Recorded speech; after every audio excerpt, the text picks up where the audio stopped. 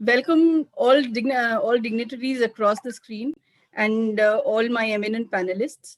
As Sapna has just mentioned that हमारे जो Honorable Prime Minister Modi जी हैं, उनके दो ड्रीम प्रोजेक्ट्स हैं, डबलिंग फार्मर्स इनकम और आत्मनिर्भर भारत.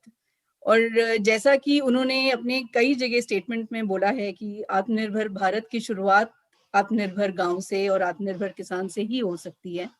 बिना कृषि को डेवलप किए, बिना कृषि को आत्मनिर्भर बनाए हम हिंदुस्तान को आत्मनिर्भर बनाने की कल्पना भी नहीं कर सकते.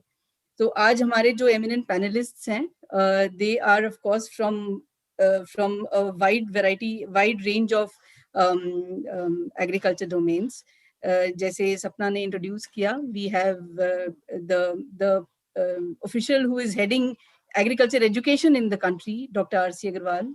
Then the official who is heading agriculture extension in the country, which is one of the major pillars of this Atmanirbhar Bharat Abhiyan, Dr. A.K. Singh, eminent members of the agriculture industry.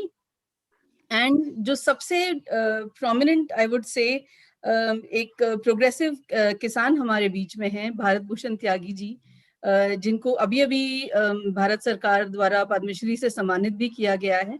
Sir, पहले तो आपका बहुत बहुत आभार, क्योंकि हमें पता है कि आपका बहुत ही व्यस्त शेड्यूल रहता है किसानों को ट्रेन करने के लिए. आप अब तक कुछ 80,000 फार्मर्स को ट्रेन कर चुके हैं, उनको एम्पावर कर चुके हैं in their journey to success. तो हम लोग सर और हमें ये भी मालूम है कि आप दिल्ली विश्वविद्यालय से एक साइंस के ग्रेजुएट हैं.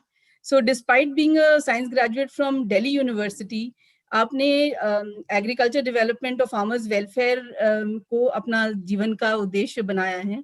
सो सर, मुझे आपसे ये जानना है कि इस आपके कठिन जर्नी में, because we all know agriculture is not an easy journey, तो इस आपकी जर्नी में if I were to ask you, what have been your two most important strengths, आपके सबसे इम्पोर्टेंट दो शक्तियां, और जो आपके सबसे इम्पोर्टेंट चैलेंजेस रहे हैं, वो आपने चैलेंजेस कैसे पूरे किए हैं सर, ये हमसे प्लीज शेयर कीजिए. क्योंकि आज इस समय हमारे पास ऑनलाइन करीब 2,500 फार्मर्स हमसे जुड़े हुए हैं.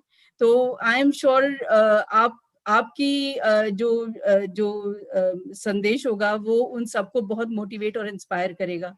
तो प्लीज हमें बताइए सर, आपके क्या चैलेंजेस थे और आपकी क्या शक्तियां थी जिन्होंने आपको इतना इंस्पायर किया फार्मर्स के लिए काम करने के लिए. त्यागी सर.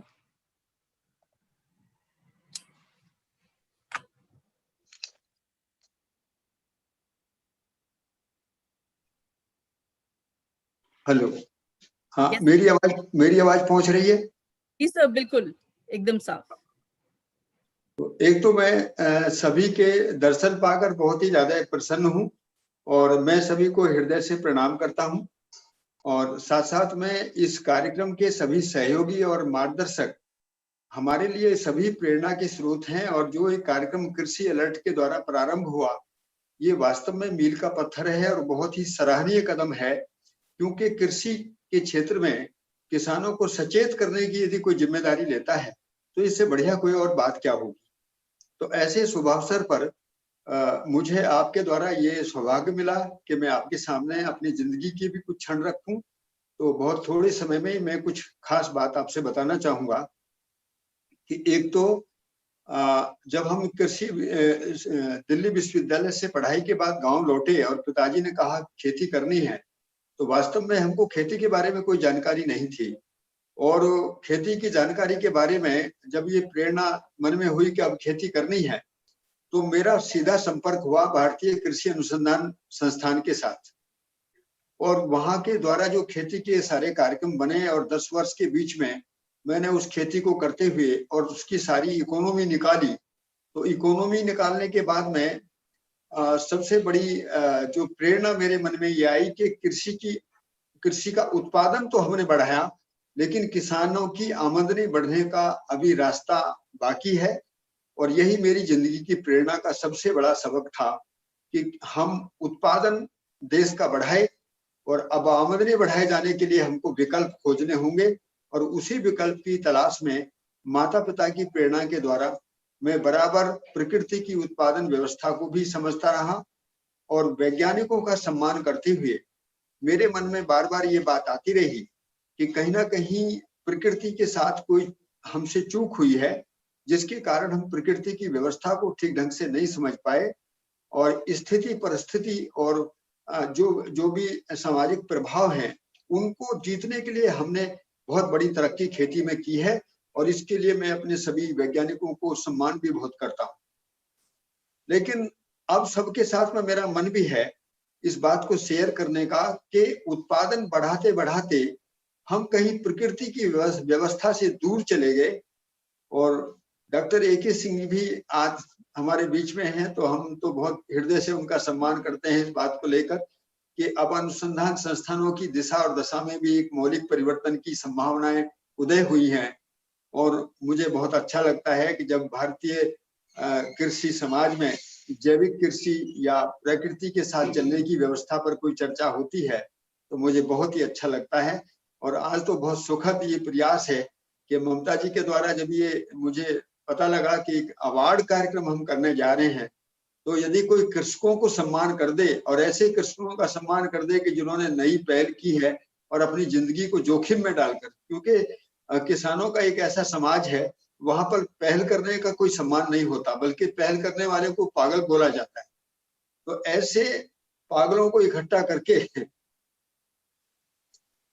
आज आपके द्वारा एक सम्मान की बात हुई है, तो मैं उन सभी किसानों को भी और आपके इस प्रयास को भी बहुत सम्मान देना चाहता हूं। और हृदय से मुझे इस बात का गौरव है कि जो आत्मनिर्भर भारत की जो संकल्पना का जो स्वरूप उभरने की जरूरत है, वो चाहे फार्मर प्रोड्यूसर कंपनी की बात हो या कृषि अध्यादेशों में बदलाव की बात हो या कृषि क्षेत्र में वैज्ञानिकों के अंदर या मनीषियों के अंदर मानसिक चेतना में गुणात्मक परिवर्तन की बात हो, हम सभी साझा मिलकर वास्तव में आत्मनिर्भर भारत की संकल्पना को पूरा करेंगे। और ये पूरी होगी क्योंकि ये किसी एक आदमी का विषय नहीं है, ये किसी राष्ट्र की ध्वनि है।